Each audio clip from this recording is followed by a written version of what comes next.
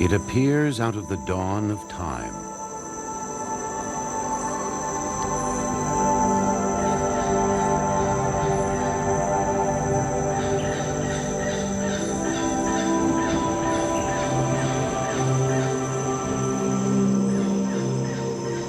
A creation of the sun, a cauldron of life.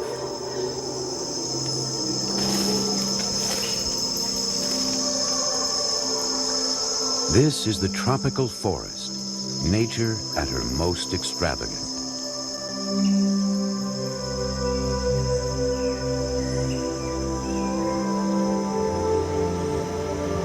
Sustained by the partnership of animal and plant, it has produced more than half the species on Earth. It is a sea of green, seemingly spellbound, changeless.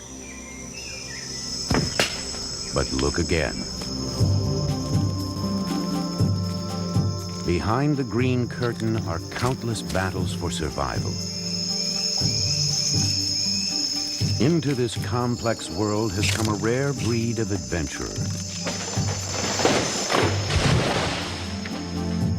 Scientific knowledge is the treasure they seek.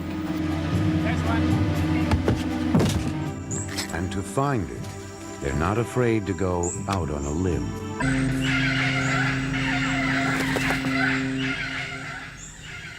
A protected realm in the middle of the Panama Canal, BCI is home to the Smithsonian's Tropical Research Institute. Scientists come to this island from all over the globe to unravel the mysteries of life in the tropical forest. It is an adventure beyond the reach of one person or one lifetime. BCI is a very special place. For me, just because the more I come here, the more familiar I get with the island. It's just home, it's comfortable, it's exciting.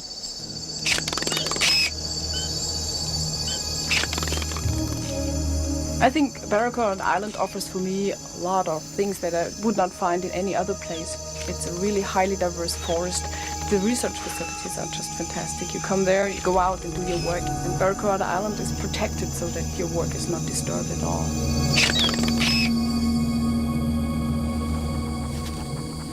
I discover things. In the tropics, you may be a person who's discovered something that not a single human being in the history of the world has bothered to notice.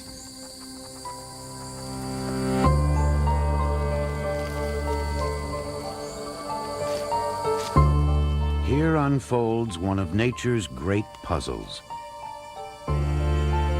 How does the tropical forest manage to support such a remarkable community of life and sustain itself at the same time? One thing is certain. At the heart of it all are the trees. A single tree, as it drives towards the light, affects the lives of countless creatures.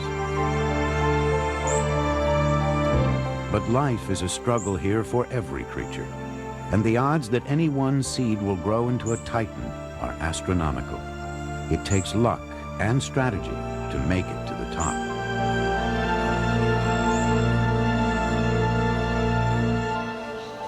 For people, getting to the top always requires some special precautions. Biologist Deirdre McLaren has learned to seek the forest's answers on its own terms. Even if it means following her slingshot all the way up into the crown of one of the forest's giants.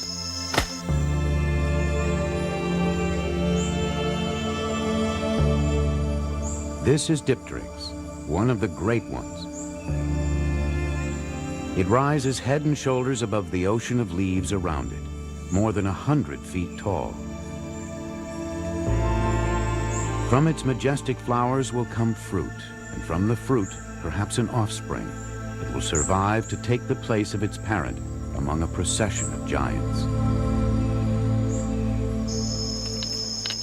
Climbing has taught Deirdre to respect trees as individuals.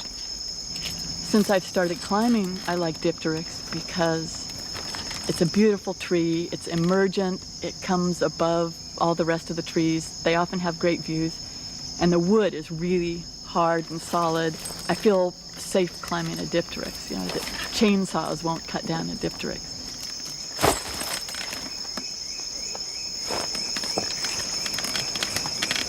I have a lot of different emotions associated with actually climbing a tree. One of them is familiarity. If it's a tree that I've climbed before, I feel comfortable. It's a very satisfying sort of feeling to make a good ascent. If it's a tree that I haven't climbed before, or it's given me troubles, or I'm worried about a branch, then it can be very nerve-wracking. Deidre climbs into the canopy to release a coati, a tropical cousin of the raccoon. I know you. She captures coatis just to let them go. Calm down, calm down. I have caught you 15 times, and you always thrash around. Just wait a second. She's curious how an animal who isn't a born climber manages to survive 10 stories up. I think coatis are really interesting as climbing mammals because they're not perfect. They're kind of clumsy. They're not graceful leapers. They can't hang by their tail.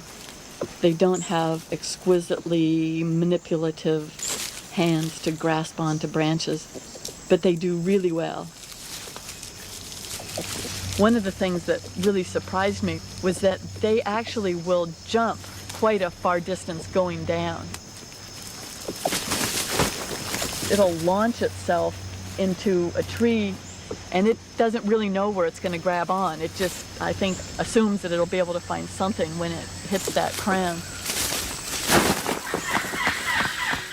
The coati has a lot of company up here, with good reason. The canopy is the forest's powerhouse. This is where leaves transform light into the stuff of life itself. The canopy creates its own world with lands and waters, prey and predators. It overflows with flowers, greenery, and fruit, food for all who can live at these heights.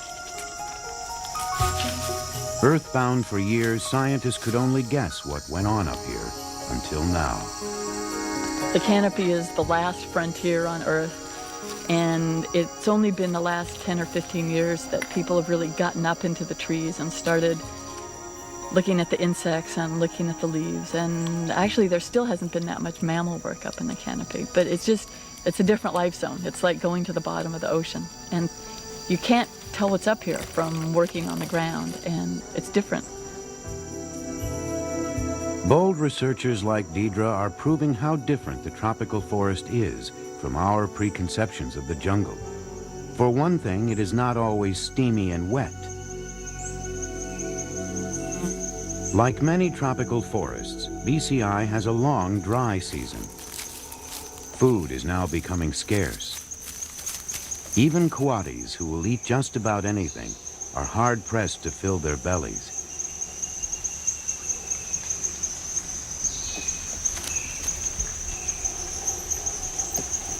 They gather under the majestic dipteryx waiting. Now, when they need it most, the tree will bear its fruit. For dipteryx, this is the beginning of the long struggle to reproduce.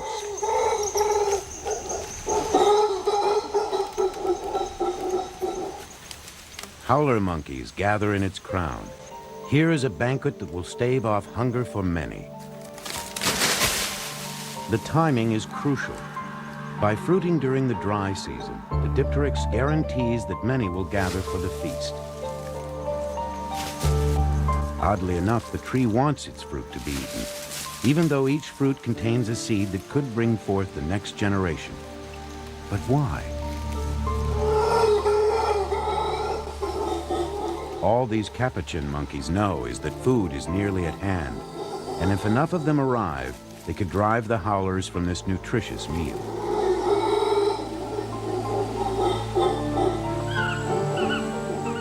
What scientists have discovered is the fruit is actually an expensive bribe.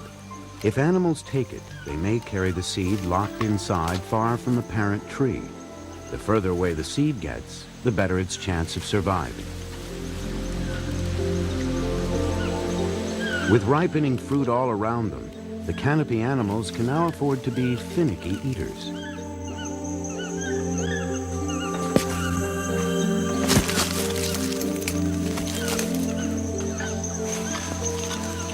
Once they've had the ripest bit, they simply drop the fruit and move on to the next.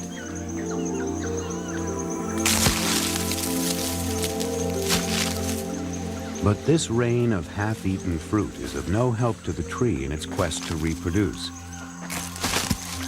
Its seedlings have little luck of thriving here, in the shadow of the parent's crown. Still, for the animals waiting below, it's manna from heaven.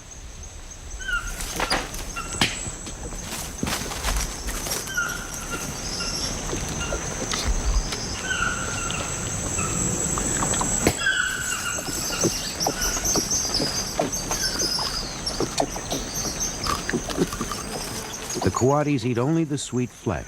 They leave the seed intact. But others are waiting in the wings. Once the coatis have relieved their hunger, agoutis gingerly join the feast.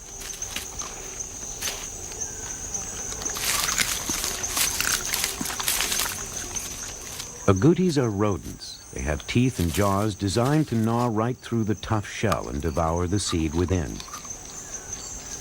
Squirrels, too, relish the giant seeds.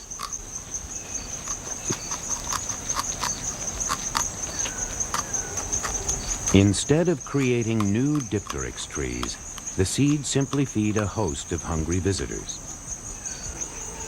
Even peccaries.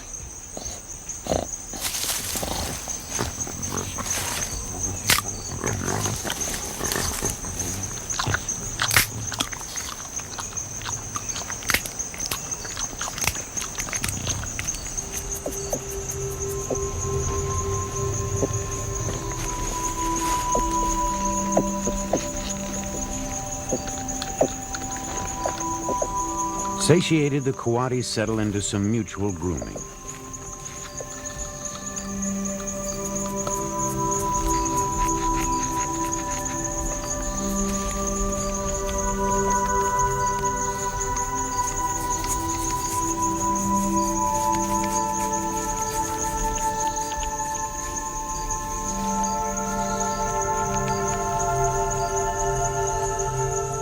In evening's golden light, butterflies and ants gorge upon the remains of the feast.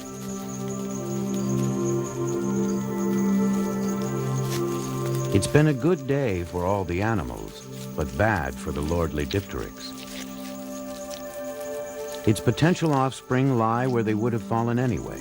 Nothing has carried them away.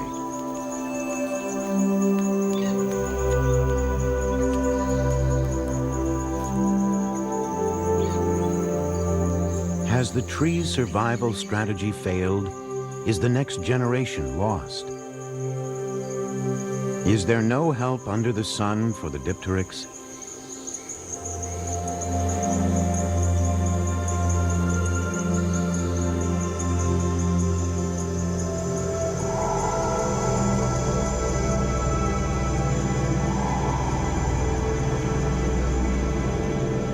Perhaps the moon can shed some light on the mystery of the dipteryx.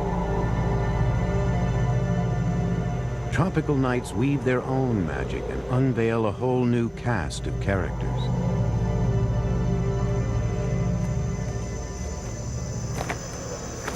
Everywhere there are bats, conjured out of the dark.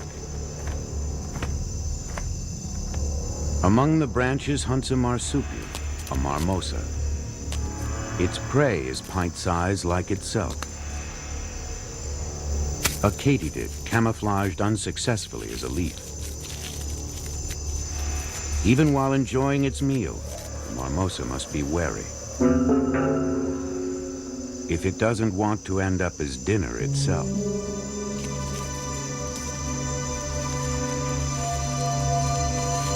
Dipteryx seeds make a nutritious meal for a spiny rat, but a dangerous one as well.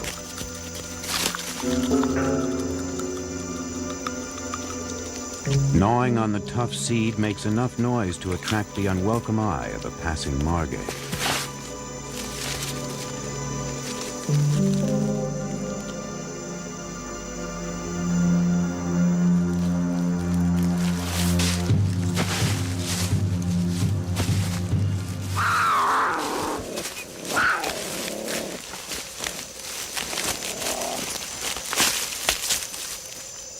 tiny forest cat enjoys its meal until disturbed by yet another denizen of the dark. Only at night does Elizabeth Calco venture out on her own quest. The Barrow, Colorado island she knows is very different from the one most people see. The night is a totally different world from the daytime. You're just exposed to a wonderful orchestra of different sounds, of many insects and frogs. Then you see the stars through the canopy, and this is just an incredible atmosphere. And occasionally there are bats fluttering by and even touching you with their wings.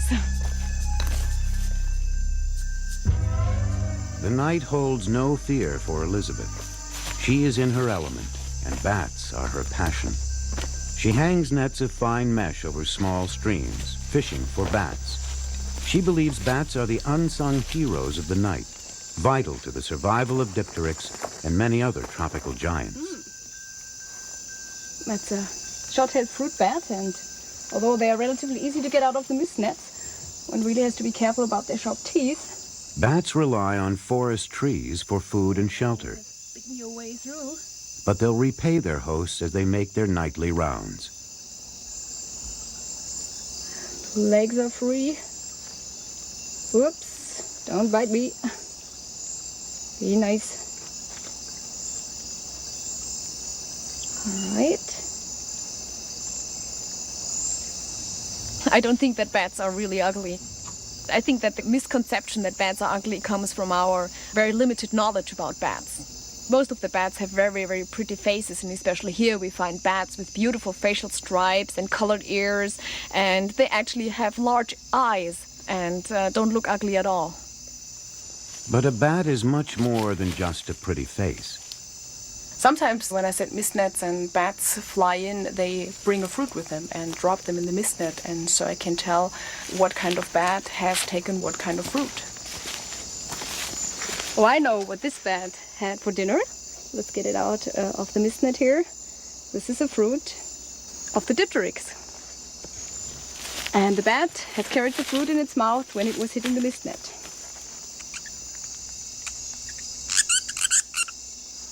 It turns out that the fate of our majestic dipteryx rests upon the soft wings of a little bat.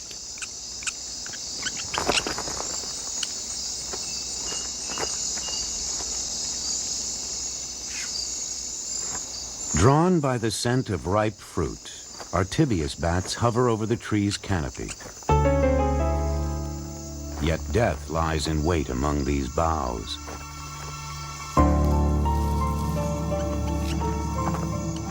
Luckily, the bat's ability to see in the dark using sound not only pinpoints the fruit, it warns it of the hidden boa.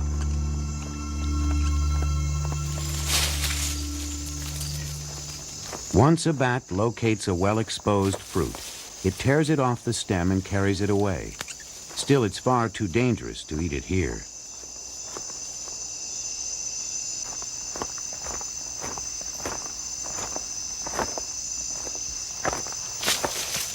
Only when it arrives at a safe roost, usually tucked under the fronds of a palm tree, does it stop to eat. Unknowingly, it has already performed a great service for our dipteryx. The bat has carried the fruit away from the dipteryx, beyond the reach of any diseases or parasites that may plague the parent tree.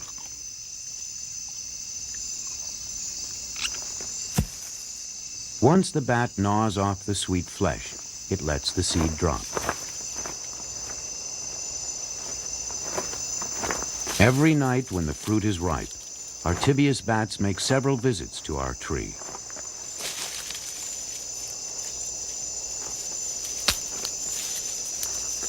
And each time they return to the safety of the same feeding roost to enjoy their meal.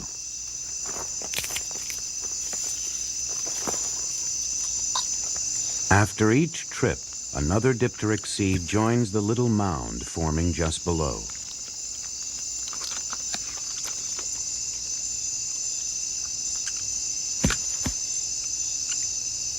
Curiously enough, in this heap of discards lies the tree's best hope for a successor.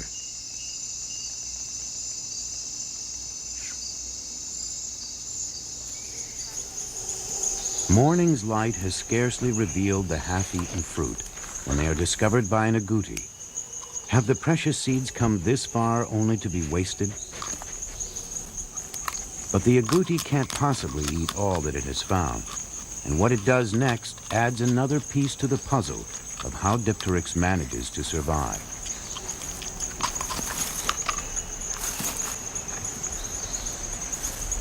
With the dry season continuing, the agouti stashes the remaining seeds for the hard times to come.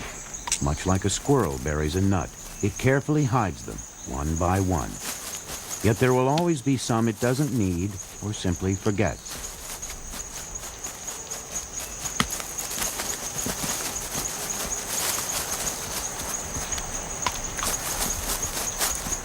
Unwittingly, the agouti has now planted the next generation of a tropical giant.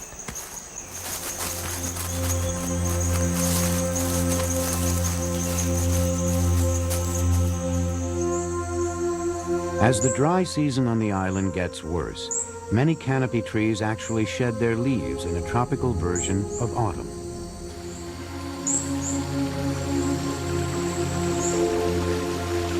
For months, streams have been draining water away, and torrid heat continues to rob the forest of precious moisture.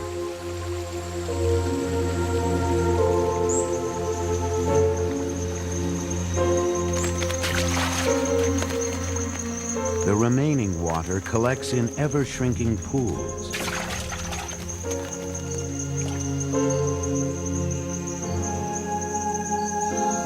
More and more trees drop their leaves. It's a way to conserve water and cut their losses as the drought deepens.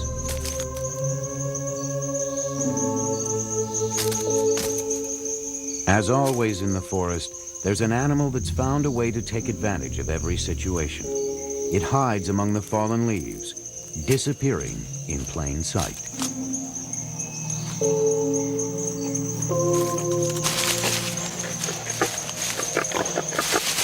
A caterpillar masquerading as a dead leaf.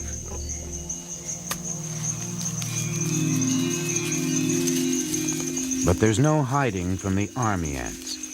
Since many small creatures disappear in the dry season, army ants are forced to tackle prey many times their own size. They overwhelm them by sheer force of numbers.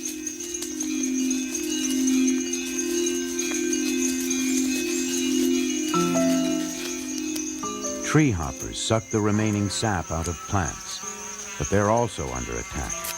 A mother defends her brood from a wasp trying to steal one of her larvae for food.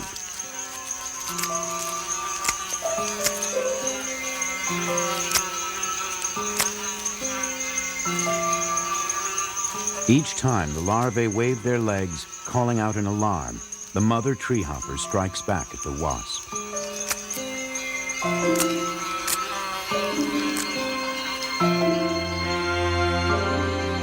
By April, the dry season has turned cruel.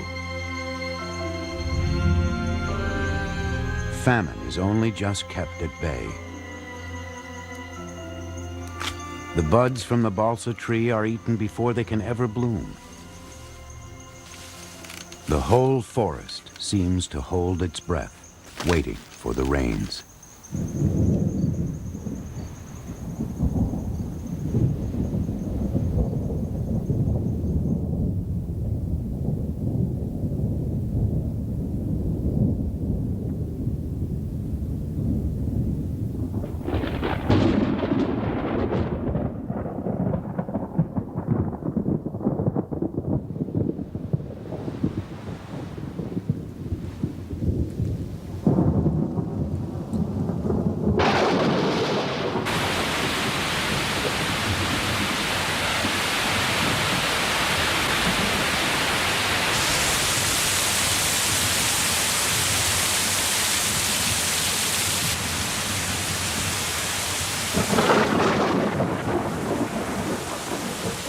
Over 8 feet of rain may fall during the wet season.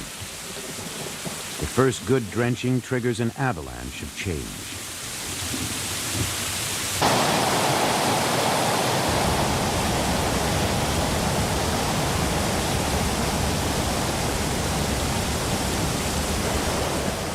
This wet new world is paradise for creatures water-loving and waterlogged.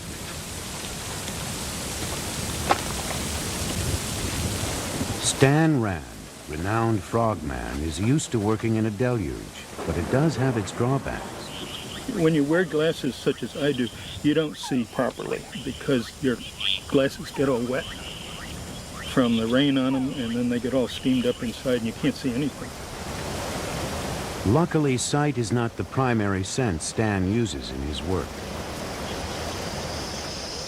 To truly enter the frog's world, he must wait until dark and find his way through a landscape of sound.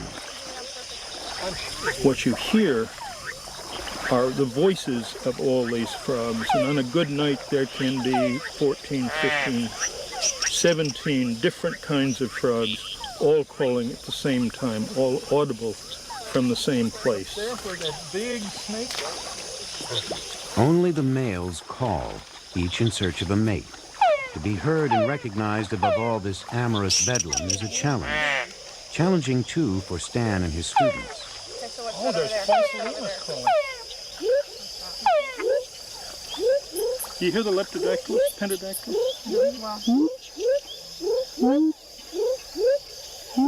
Actually, it's amplitude modulated, but I can't do that. Come on, Stan. So what else? So what are these little, see all these little things? Those are little hyla, microcephala, that one. That was a red-eyed tree frog, the one that went flip, flip, flip. What's the thing that's going? Which one? It's going like. That one? Yeah. That one. Oh, that's Phrynohylas venulosa. That's a really neat frog. But be really careful if you touch it because it's highly venomous.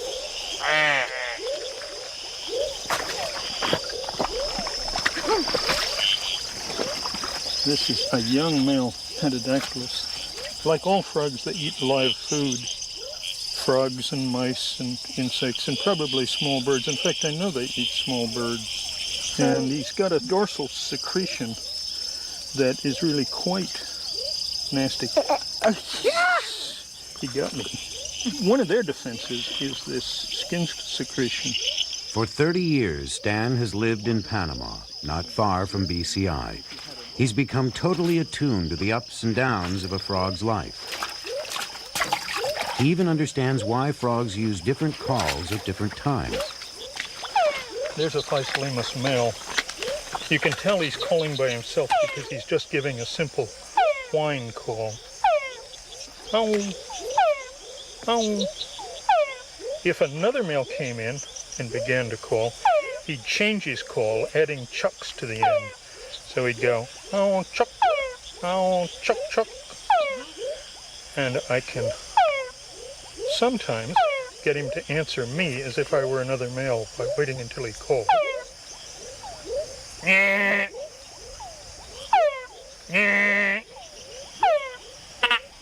See, he went from going, oh, to, oh, chuck, oh, chuck.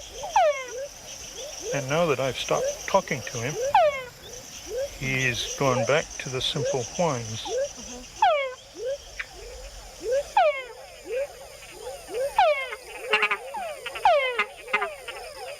Male frogs make the added chuck sound to attract females. The females can tell from the pitch which male is the biggest and strongest. But male frogs have to think twice about sounding off, because females aren't the only ones out there listening to the chucks. Predators are too. So any male frog that wants to mate must gamble with his life.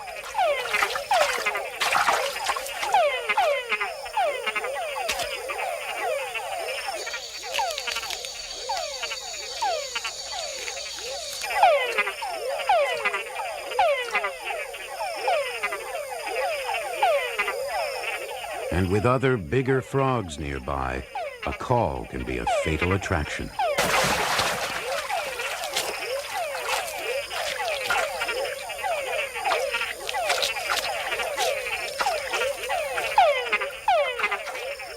But for those who survive long enough to mate, it's a gamble well worth taking.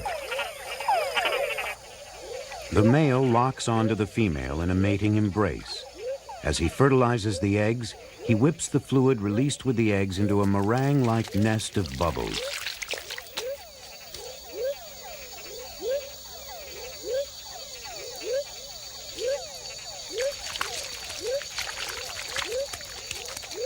These tiny frogs mate in very shallow pools at the foot of dipteryx and other trees. The bubbles help keep the eggs moist and full of oxygen, and beyond the reach of aquatic predators. Sometimes several pairs will cooperate in creating a frothy nursery for their young.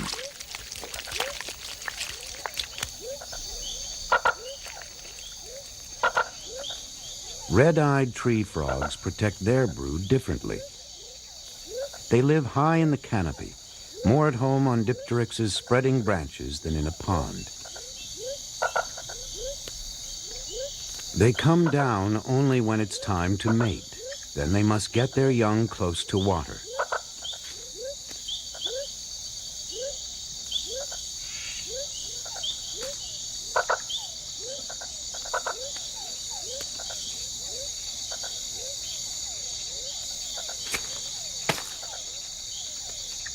The males descend to the lower eaves of the tree, where they call to the larger females.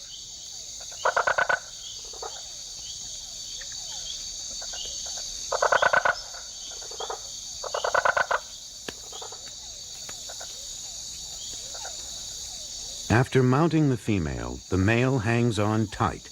She's off on a search for just the right place to lay her eggs. A leaf overhanging a small forest pool. Location is critical. If it's too low, her brood could be washed away by the next storm.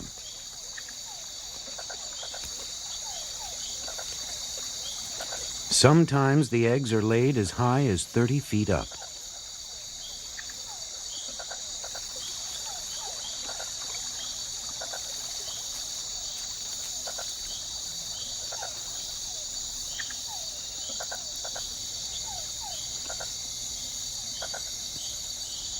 The eggs are encased in a jelly-like mass, a gooey aquarium in which they'll develop into tiny tadpoles. Only then will they drop into the pool below.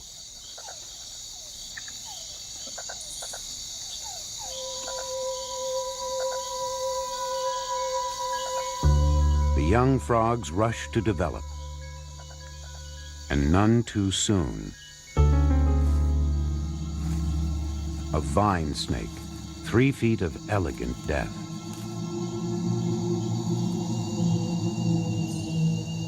In just 4 days, the eggs have become recognizable tadpoles, but they're not ready to take the plunge yet. Even so, they may not have the luxury of waiting.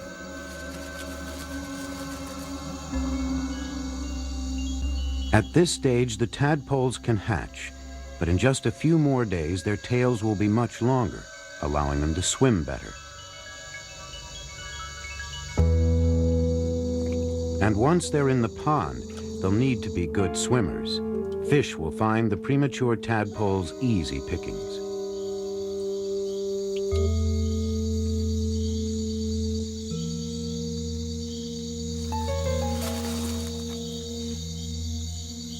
It's a deadly dilemma. Risk the snake's bite, or leap into the waiting mouths of the fish below.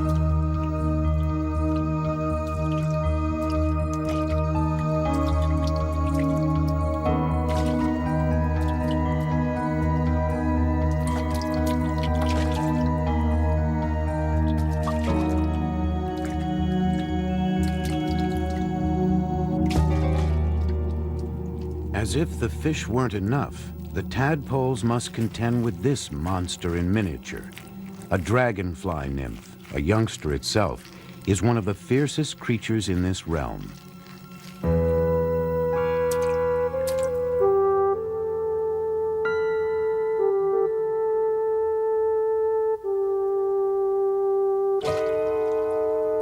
But there will always be some who sidestep instant death and live to return to the trees.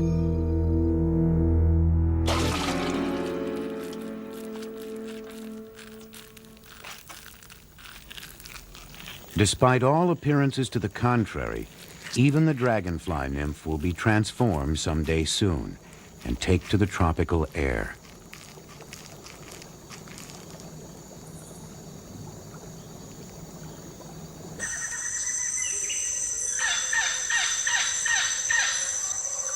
Waking to a misty morning is an island wrapped in enchantment. The rains have cast their spell, and in the soil the seeds of our dipteryx await a rebirth. But before that can happen, the forest must change once more.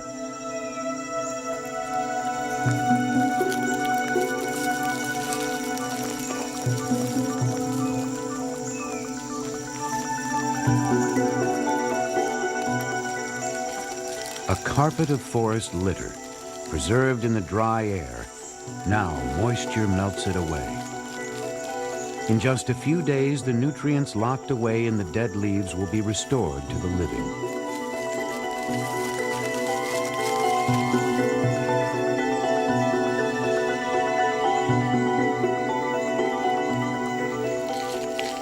Fungi and molds course over the withered remains.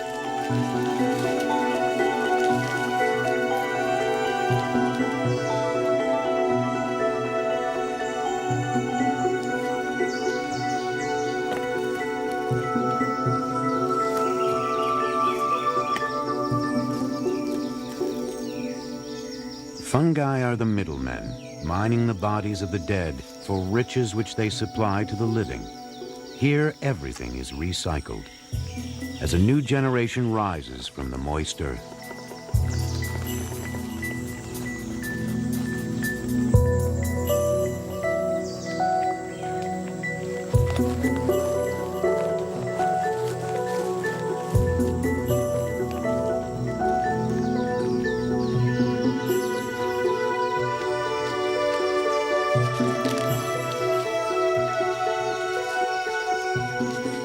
The seedlings respond in rhythm, spreading their leaves to catch the daylight, folding them at dark. Young vines grope for support. They've traded strength for length and need help to climb towards the sky.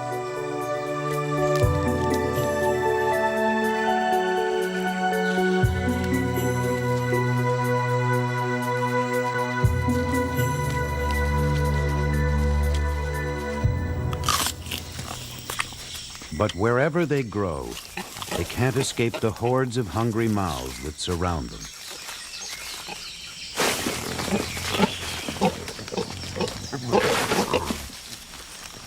To protect themselves from being eaten, many tropical plants lace their foliage with poisons. But these new leaves haven't had the time to mount their chemical defense.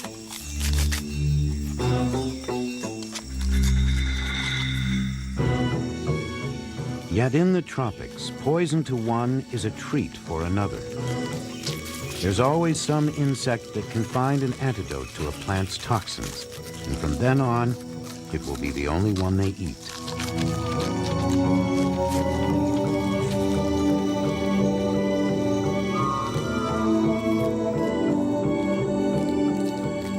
Leafcutter ants have found another strategy. An army of workers seeks out only non-toxic plants, any and all they can find.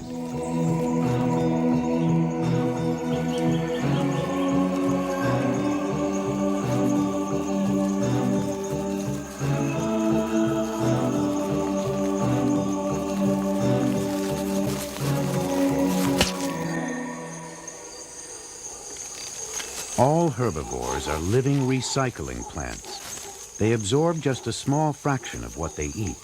The rest they return as manure, rich fertilizer that feeds the growth of the forest. Unless it gets hijacked by a pair of industrious dung beetles. A monkey dropping is a mother lode for the dung beetles, who fashion it into a ball, a combination pantry and nursery for their young. They roll their stash away, looking for a place to bury it among all the new growth.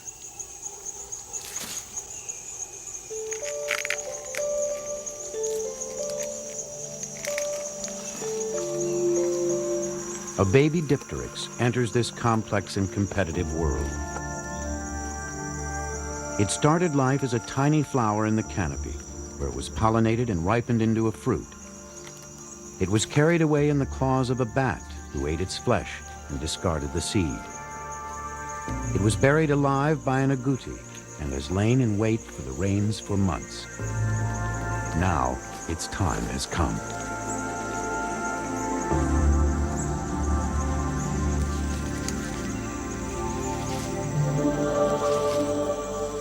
Only 1 in 1,000 ever gets this far. The huge seed stored enough energy to unfurl a giant among seedlings, 9 inches tall with lots of green. Lots of juicy green. But it is not a delicacy.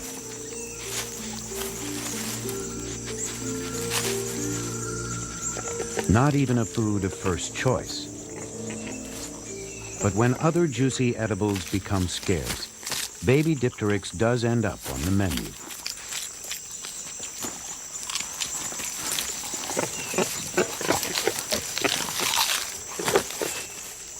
The parent tree has spent centuries growing hundreds of feet and preparing millions of fruit, so at least one offspring will survive to reach the canopy.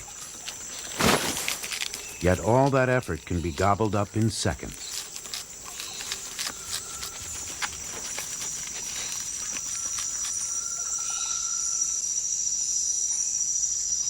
It will never survive being stripped bare, and even those who remain intact need luck to prevail.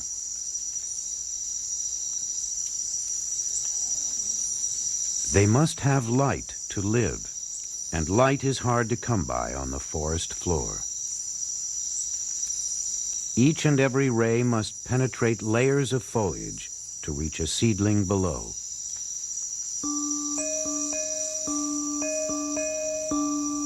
Animals can search out light,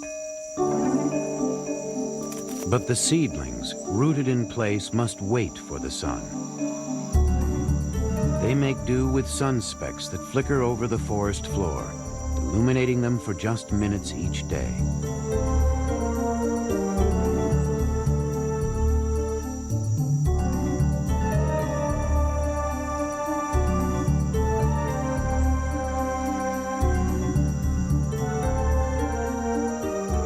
Even if it gets its moment in the sun, the fall of a single leaf can seal a seedling's doom.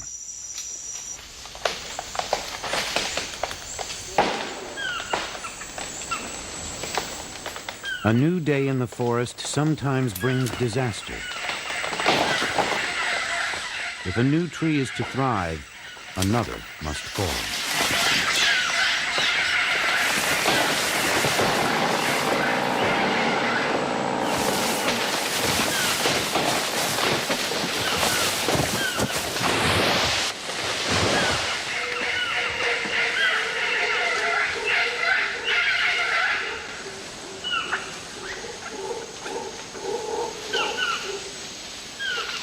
For the plants that have struggled to survive in its shadow, perhaps for decades, this is a reprieve from a dark prison. A light gap has been torn in the fabric of the canopy. It has been centuries since this spot saw broad daylight. For seedlings starved for the sun, it is a chance to grow and flourish.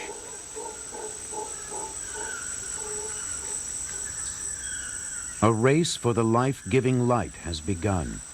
There will be winners and losers as each plant tries to crowd out its neighbors. Into the new light comes another creature. Biologist Phil DeVries. Phil studies the world of the light gap, and he's discovered some astonishing relationships here. Since I've been a small child, I notice plants and I notice insects. I like being in nature and I like forests a lot. I can think of nothing more enjoyable than being surrounded completely on all sides, and I literally mean up, down, any direction, with life, and that's what being in a tropical rainforest is all about. His love for this forest world is neatly matched to his quick eye and insatiable curiosity.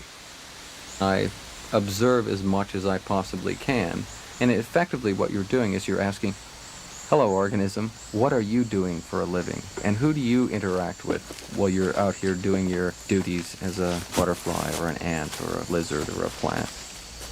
And I can use butterflies literally to move around in the forest and tell me what the vegetation is like. Phil has uncovered a light gap plant called a croton that's developed an unexpected relationship with two different insects, an ant and a butterfly caterpillar.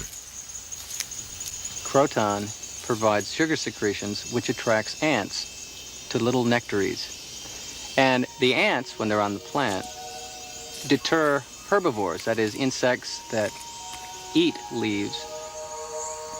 The plant actually uses ants to guard its vulnerable leaves, bribing them with a sugary nectar. The ants keep away any insect that might do their meal ticket harm. However, this is really what I'm looking for. It's an herbivore as well, but the ants don't bother it because it produces sugar secretions of its own. The butterfly caterpillar uses its sugar secretions just as the plant does, as a tasty bribe. It keeps the ants well fed in exchange for their protection. The funny thing about this butterfly caterpillar is that it bribes these ants with the sugar secretion, and the ants act like guard dogs and help protect it from its own predators. In addition to producing sugar secretions for the ants, this caterpillar has another trick that's even more magic. Phil has made another remarkable discovery. These caterpillars can actually sing. To capture this amazing talent, Phil has designed special audio equipment to record its calls. This gear I have here, it's an amplifier and a very, very sensitive microphone. I use this to listen to, well, basically sounds that nobody else can hear. And I'm listening to this caterpillar singing at the moment. And how these caterpillars produce their songs is pretty interesting, in that on the top of their head, there are long ridges. And right above the head, there's a collar where there are two little rods. And the two rods beat up and down on top of the head. And then the head moves in and out. And these little rods have little rings on them. And what they do is they hit the top of the head, and then it's rasping back and forth like a Latin American percussion instrument, aguiro.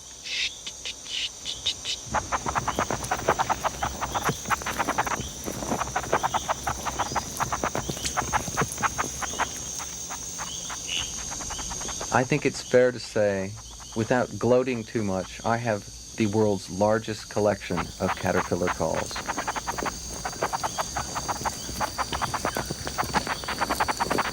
Now let's see what happens when we reintroduce this caterpillar to the ants.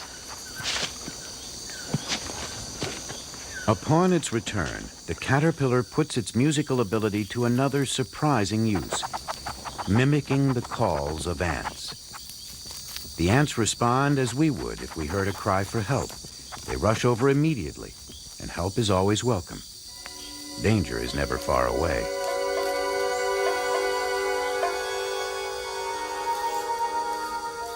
This guard ant earns its keep.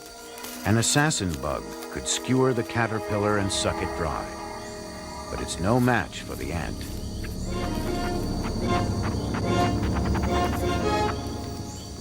A parasitic wasp fares no better.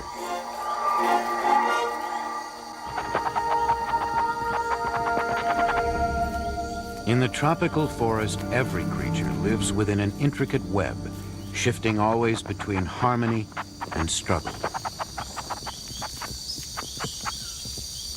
The lesson that I've learned is that it's probably just scratching the surface of the number of interactions that you have in any light gap in the tropics. The picture that emerges from there is of staggering complexity when you think about how many species there are of plants in the tropics and insects in the tropics. It's very humbling to realize that even though I know a little bit, within the context of a tropical rainforest, I know absolutely nothing.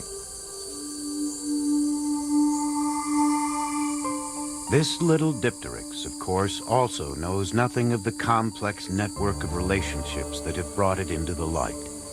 So far, it has beaten the odds, and if its luck holds out, it may someday become a forest titan itself.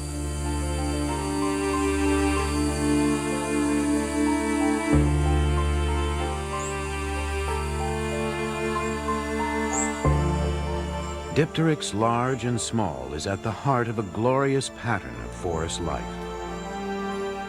Unveiling this grand design remains the quest of the scientists of Barrow, Colorado Island.